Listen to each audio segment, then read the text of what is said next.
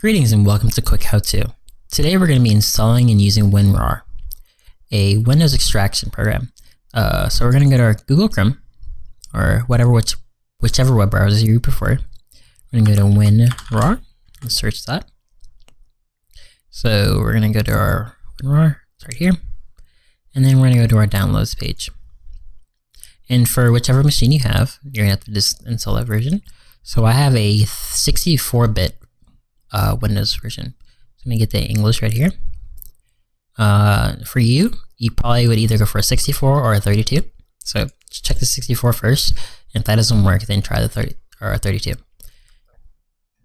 So once that's done downloading, we'll install it. And it's done right now.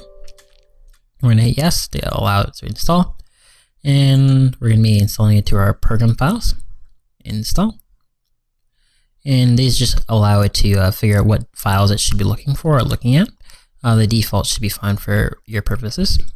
Click OK, and you're done. And this just tells you a little bit about winrar, but you don't really need that because you guys have me. Alright, so from here, we're going to load demonstration. We're going to create a text document, right click, and then new, and then we're going to type text document. We're going to call this quick how to. Open that up, we're going to type into it. Let's see, greetings everyone.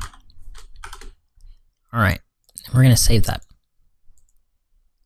And then we're going to copy it and make another one. Copy, and then right click, paste. So there's two. We have two. And from here, we're going to create a winrar package. We can do it from here. We can do it like this. So this is a new winrar package. We'll just call this our text documents. We can simply just drag them into there. And now that so when you first install this will pop up. It's a free trial, but you don't have to buy it. You can still just keep using it just like this. It won't do anything. It's just that's how it is. It's just advertisement pretty much. So you click OK, and then just use it every time. So there you go. You have your copies and your files are in there. So I can delete these on this right here. I'm gonna delete them. They're gone.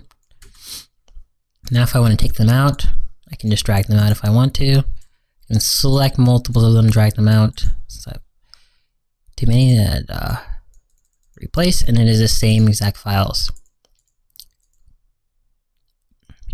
And that's generally how to use winrar.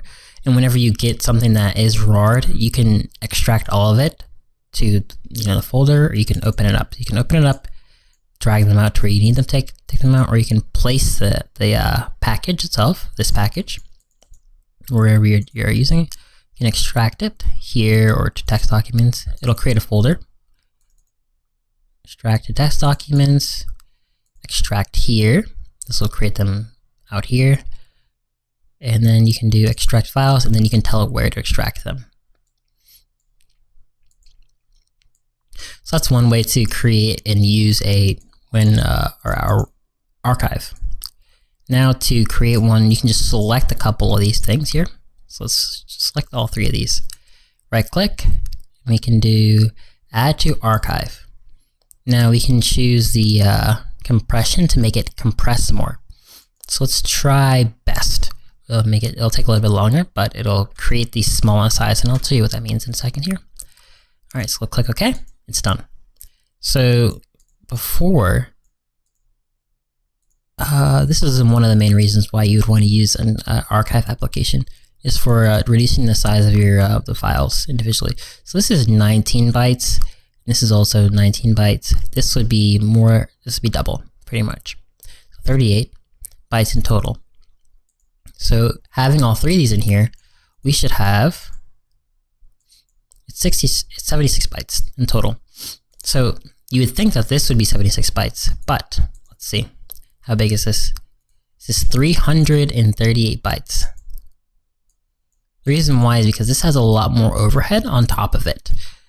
Because you are storing in a different style and whatnot. But it can get a whole bunch more files in it without having it be too much of an issue. So like if we just make this really big, greetings everyone, greetings everyone, greetings everyone, just make it huge, and then we just start copying this and pasting that.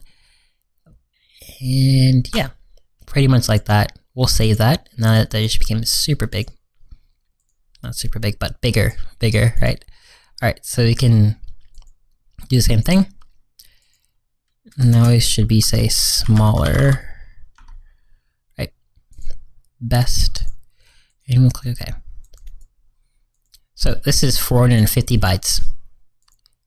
It's super small. It didn't add too much compared to what you would think. This is 385.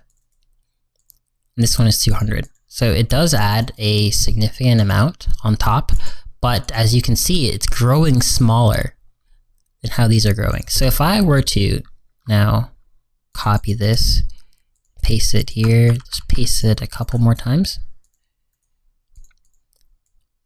So in total, this should be 845. We can do it again. Now we can delete this one. And we can add to archive, desktop, smaller, best again. And here, you should see that it should be smaller than the total. So that's 883 bytes. 893 bytes total. So this is 845 bytes. So this is catching up. So if we were to just keep adding more and more, it will eventually meet up with the other one, and these individual files will pass. They will end up passing the archive, because the archive compresses them better at the sacrifice a little bit of overhead at the beginning. So again, we'll do it again, and this should be the last demonstration. As you can see, this just shows you how much you need to make it worthwhile to use archive. Let's make it actually smaller. I think I put it in here. Yeah, I did. So it's 2.3.